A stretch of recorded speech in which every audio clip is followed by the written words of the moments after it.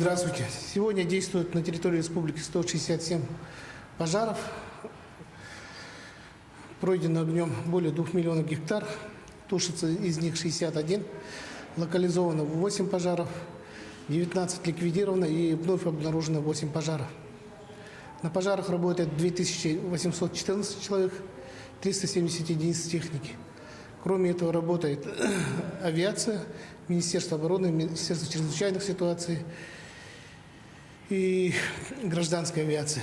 Сегодня, на прошлые сутки также работала авиация авиалесохраны, самолет Ан-26 по искусственному вызыванию дождей.